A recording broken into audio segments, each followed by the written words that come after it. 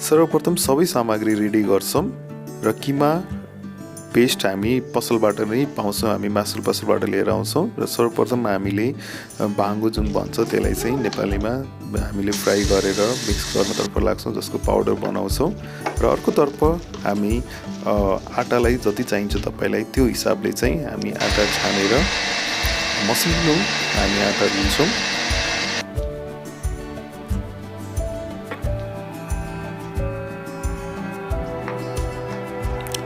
र मिक्स भइसकेपछि हामीले भाङ्गोको अचार बनाउन खोजिरहेको छौं यता मिक्स भइसकेपछि हामी सबै सामग्रीहरू टमाटर अदुवा लसुन सबै कुराहरू रेडी पार्छौं र चाहिने जति अब हामी सर्वप्रथम चाहिँ अदुवा र लसुनको पेस्ट बनाउँछौं त्यसमा तपाई स्वाद अनुसार अब तपाईलाई कति चाहिन्छ ल्वाङ सुकमेल पनि तपाई एड गर्न सक्नुहुन्छ यसमा अलि स्वाद आउनलाई र यसलाई हामी मिक्स गरेर यसको पेस्ट बनाउन तर्फ लाग्छौं र तपाईले ध्यान गर्नुस् एकदम मसिनो पेस्ट बनाउनुस् सोले गर्दाखेरि चाहिँ पछि टेस्ट गर्दाखेरि चाहिँ एकदम मजाको टेस्ट होस् त्यो हिसाबले चाहिँ यो पेस्ट चाहिँ मसिनो बनाउन लाग्नुस्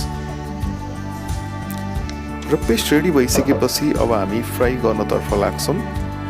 फ्राईमा चाहिँ हामी तेल चाहिने अनुसार हालेर र त्यसपछि हामी यसमा रातो खुर्सानी हाल्छौं रातो खुर्सानी हालिसकेपछि मजाले फ्राई गर्छौं फ्राई गरिसकेपछि अब यसमा हामी रातो टमाटर हाल्छौं टमाटर हालिसकेपछि हल्का यसलाई अझ हामी यसको पानी फुट्न दिन्छौं र मजाले चलाइसकेपछि यसमा चाहिने स्वाद अनुसार हामी नुन हल्दी र धनियाको पेस्ट पाउडर हाल्छौं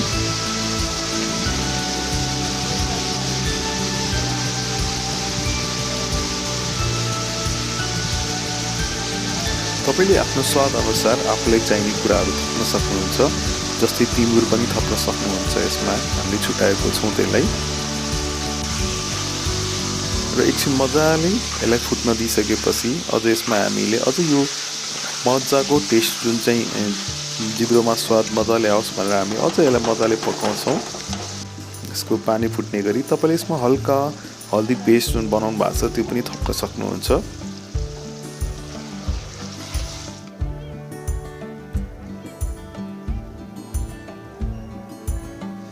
र मजाले स्टिर गरिसकेपछि हामीले अलिकति पानी थप्छौं यो अझ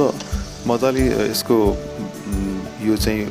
मजाले यसको पानी फुट्दै जाओस् हैन मजाले यो चाहिँ अब पेस्ट बनाउनलाई चाहिँ रेडी हुनको लागि चाहिँ हामी अझ यसलाई मजाले चलाउँछौं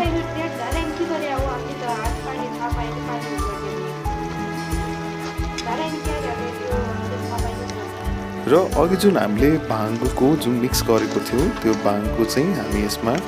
त्यो पेस्टलाई चाहिँ पाउडरलाई चाहिँ हामी यसमा मिक्स गर्छौं र अझ यसलाई मजाले चलाएर सबै कुरा मजाले मिक्स गर्छौं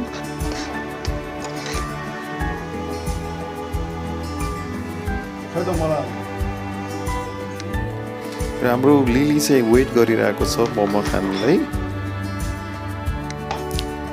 र मिक्स गरिसकेपछि हामी यसमा हल्का धनिया पनि राख्छौं अझैले मजाको स्वाद दिन्छ तपाईको मोमो अचार बनाउँदाखेरि अझ मजाको स्वाद आउँछ जब हामी यसलाई पछि मिक्स गर्छौं र अर्को मेन कुरा मोमो अचार मोमो यो जुन मसला हामी राख्छौं जसले अझ मजाको स्वाद आउँछ जुन चाहिँ एकदमै नबिर्सनु पर्ने कुरा हो र सबै कुरा रेडी भइसकेपछि पानी फुटिसकेपछि पानी निस्किसकेपछि हामी यसलाई मिक्स गर्छौं मिक्सरमा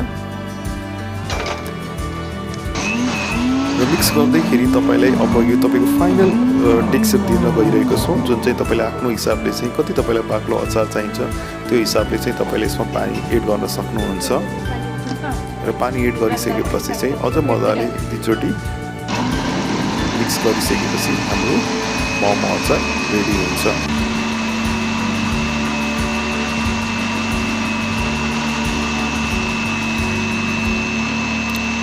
र मोमो अचार रेडी भइसकेपछि हामी एउटा भाँडोमा खनाउँछौं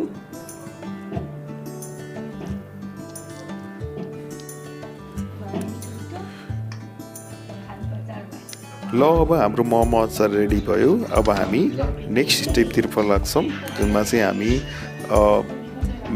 चिकन किमा र हाम्रो यो प्याजको पेस्ट चाहिँ रहेको हुन्छ, त्यसलाई मजाले मिक्स गर्छौँ, हातले मल्छौँ र जुन अघि हामीले अदुवाको पेस्ट बनाएको थियो त्यो पेस्ट पनि हामीले यसमा मिक्स गर्छौँ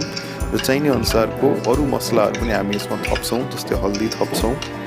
अनि नुन पनि तपाईँले स्वाद अनुसार थप्नुहोस्, हल्का मोमो मसला पनि थप्नुहोस् र यसलाई मजाले मल्नुहोस् ताकि जुन तपाईँको यसमा चाहिँ सबै कुरा एकदम पेस्ट जस्तो होस्। कुनै कुराहरू पनि त्यस्तो देखिन्छ भने त्यसलाई निकाल्नुहोस्, जुन चाहिँ पछि हाम्रो मोमो चाहिँ हामी मिक्स गर्दाखेरि गाह्रो हुन्छ। र मेन कुरा पछि फाइनली हाम्रो मिक्स भइसकेपछि हामी यसमा हल्का तेल पनि एड गर्छौँ, जसले चाहिँ अझ मजाको टेक्सचर दिन्छ र साथै त्यसै गरी हामी यसमा धनियाँ पनि राख्छौँ। फाइनलाइज यो मोमो जुन किमा हुन्छ त्यसमा हल्का टेक्सचर दिनलाई फाइनल हाम्रो हुन्छ धनियाँ एड गरेर हाम्रो मजाले मिक्स गरेर मोमोको किमा पनि रेडी हुन्छ। र मोमोको किमा रेडी भइसकेपछि अब हाम्रो फाइनल कुरा आउँछ आटा, जुन हामीले अघि छानेर राखेको थियौँ र त्यसलाई अब मल्नतर्फ लाग्छौँ र मजाको चाहिँ जुन मैदा हुन्छ त्यसलाई मजाले हामी मल्छौँ। अनि जब अब हाम्रो आटा रेडी हुन्छ र तपाईँले एकदम मजाले यसलाई मल्नु पर्ने हुन्छ र इभन हल्का तेलहरू पनि राखेर अझ मल्दाखेरि अझ मजाले पछि नचप्ने सम्भावना कम हुन्छ र अझ मजाको हुन्छ। र फाइनल्ली जब सबै कुरा हाम्रो रेडी हुन्छ अनि हामी मोमोको भाँडा पनि रेडी गर्छौँ, जसमा चाहिँ हामीले हल्का हल्का तेल लगाउँछौँ। जतिवटा तपाईँको भाँडाहरू छ त्यसमा चाहिँ मजाले तेल लगाउनुहोस् तलबाट, किनकि पछि स्टिम हुँदाखेरि यसमा आटा चप्किने एकदमै कम सम्भावना हुन्छ र मजाको तपाईँको यो बाफले मजाले मोमो रेडी हुन्छ। र अब हामीले मोमोको सानो सानो टुक्रा बनाइसकेपछि आटाको सानो सानो टुक्रा बनाइसकेपछि अब हामीले यसलाई सानो सानो रोटी बनाउँछौँ, बेल्छौँ। यो बेलिसकेपछि तपाईँले कस्तो चाहिन्छ, कत्रो मोमो चाहिन्छ होइन, त्यो हिसाबको चाहिँ तपाईँले बनाउन सक्नुहुन्छ। आफ्नो अब कस्तो सेप बनाउनुहुन्छ, हामीले चाहिँ अलिकति लाम्चो बनाएर घुमाउने सेप हाम्रोतिर चलेको छ, हामी त्यस्तो सेप बनाउँछौँ जुन चाहिँ मजाले पाक्छ।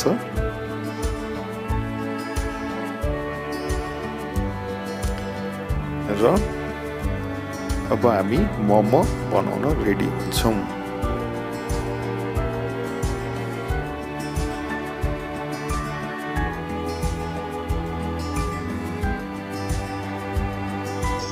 र हाम्रो बिस्तारै मोमो रेडी भइसकेपछि सबै हाम्रो पानी पनि बोइल भइसकेको छ र पानी बोइल भइसकेपछि त्यो मोमो भाँडामा हामीले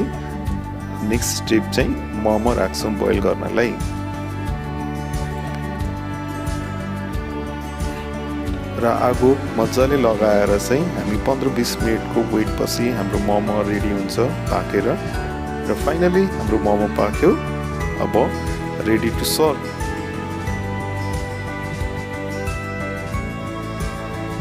हेर्नुहोस् त कस्तो मजाको बनेको छ,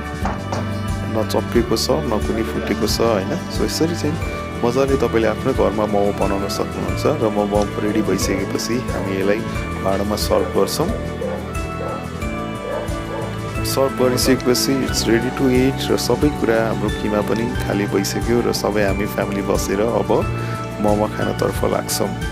सो कस्तो लाग्यो यो भिडियो? यदि तपाईँलाई राम्रो लाग्यो भने पक्कै पनि सब्सक्राइब गर्नुहोस्, लाइक गर्नुहोस् र कुनै कुराहरू छ भने पक्कै पनि कमेन्ट गर्नुहोस्। हस्त हेरिदिनु भएकोमा धन्यवाद।